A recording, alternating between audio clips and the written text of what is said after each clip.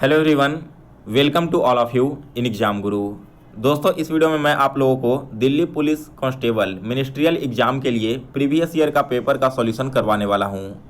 आज के इस वीडियो में मैं आप लोगों को पिछले सालों में पूछे गए अलग अलग शिफ्टों में सभी कंप्यूटर के क्वेश्चंस लेकर आया हूं।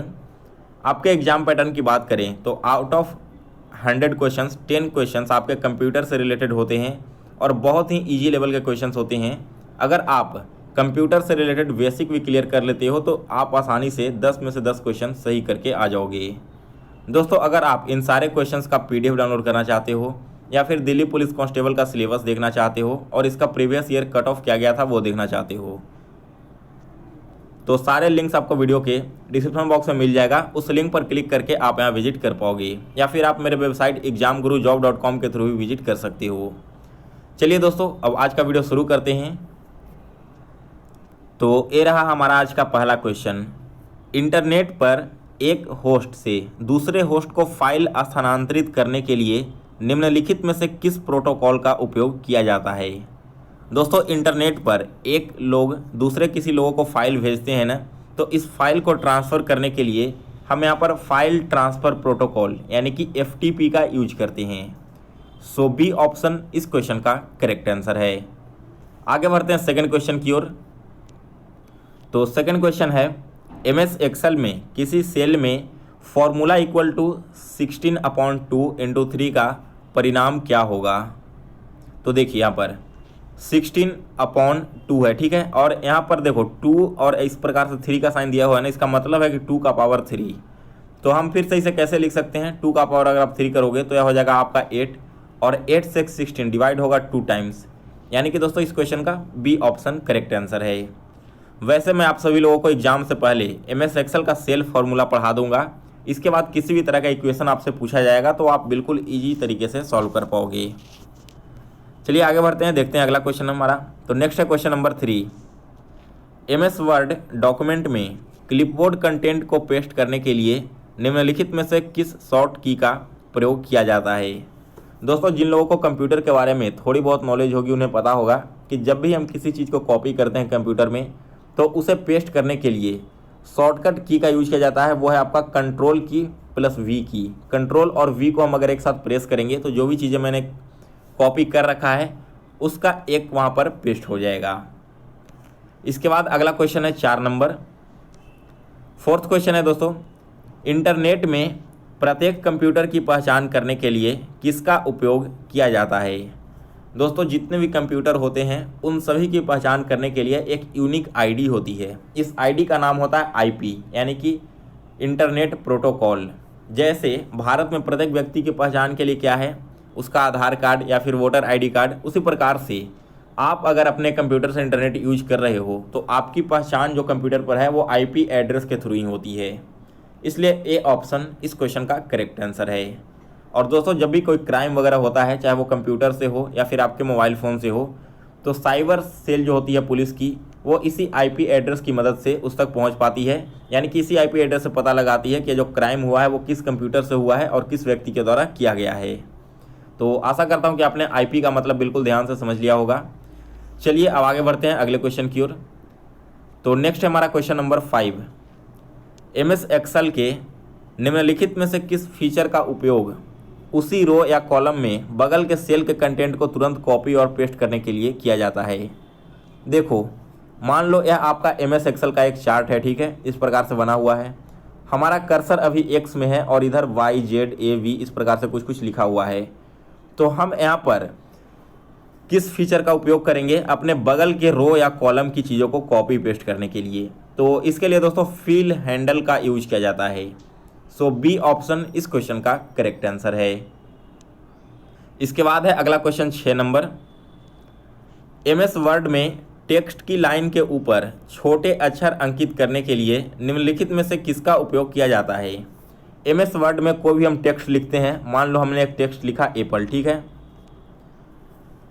इसके ऊपर में अगर हम किसी छोटे अंक को अंकित करना चाहें, मान लो कि 2 का पावर 5 लिखा होता है या फिर A का पावर N लिखा होता है, तो n ये तो हम आसानी से लिख देंगे, लेकिन इसके पावर में n को कैसे लिखेंगे। इस n को लिखने के लिए हम क्या करते हैं, यहाँ पर n लिखा हमने, इसके बाद n लिखा और n को सेलेक्ट करने के बाद सुपर स्क्रिप्ट कमांड को ऑन कर देते हैं, जिससे होता क्या है कि जो एन साइड में है ना इसके पावर में चला जाता है। वही अगर आप सब स्क्रिप्ट कमांड को यूज करोगे तो यह जो आपका एन था बगल में वो इसके नीचे आ जाएगा, या फिर आप इसे इस तरह से बोल सकते हो H2। अगर आपको H2O लिखने के लिए कहा जाए कंप्यूटर पर तो कैसे लिखोगे, H लिखोगे, 2 लिखोगे और 2 को सब स्क्रिप्ट में कन्वर्ट कर दोगे, तो यह आपका इस प्रकार से दिखने लगेगा और फिर इसके बाद आप O टाइप कर दोगे। तो यहाँ पर आपने सब स्क्रिप्ट एंड सुपर स्क्रिप्ट का मतलब समझ लिया। अंडरलाइन का मतलब होता है दोस्तों जैसे आपने एक वर्ड लिखा एप्पल, और अगर आपने इस वर्ड को सेलेक्ट करके ठीक है अंडरलाइन बटन को प्रेस कर दिया तो आपका जो वर्ड है इसके नीचे एक इस प्रकार से लाइन आ जाएगा। वही स्ट्राइक थ्रू का मतलब क्या है, आपने वर्ड लिखा, इसे सेलेक्ट किया और अगर स्ट्राइक थ्रू बटन को ऑन कर दिया तो वर्ड के ठीक बीच से एक लाइन इस तरह से ड्रॉ हो जाएगी, जिसे स्ट्राइक थ्रू कहा जाता है। तो यहाँ पर मैंने आपको चारों पॉइंट समझा दिए हैं, इसे आप लोग याद रखना, आपके एग्जाम के लिए बहुत इंपॉर्टेंट है। आगे बढ़ते हैं अब अगले क्वेश्चन की ओर। नेक्स्ट है हमारा क्वेश्चन नंबर 7। MS वर्ड में पैराग्राफ को सेलेक्ट करने के लिए निम्नलिखित में से किस शॉर्टकट का उपयोग किया जाता है। तो दोस्तों यहाँ पर MS वर्ड में पैराग्राफ को सेलेक्ट करने के लिए हम क्या करते हैं, पैराग्राफ पर ट्रिपल क्लिक करते हैं। मान लो आपका यह MS वर्ड का एक पेज है, ठीक है, इसमें आपने एक पैराग्राफ कंटेंट यहाँ पर लिखा कुछ भी, सेकंड पैराग्राफ आपने यहाँ से शुरू किया, थर्ड पैराग्राफ आपका यहाँ पर रहा।